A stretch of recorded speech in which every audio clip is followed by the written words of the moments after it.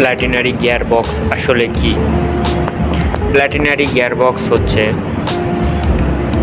High torque এবং লো rotation. এটি মূলত প্ল্যাটিনারি ক্যারিয়ার এবং মাঝখানেরটা হচ্ছে সান গিয়ার, পাশেরটা হচ্ছে প্ল্যাটিনারি গিয়ার।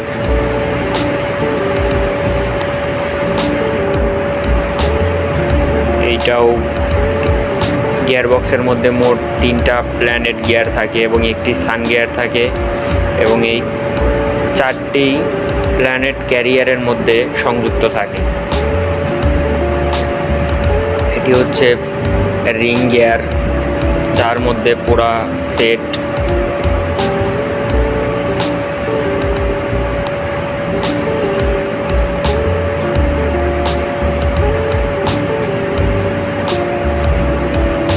প্ল্যানেট গিয়ার অ্যাডজাস্ট করে নিতে হবে।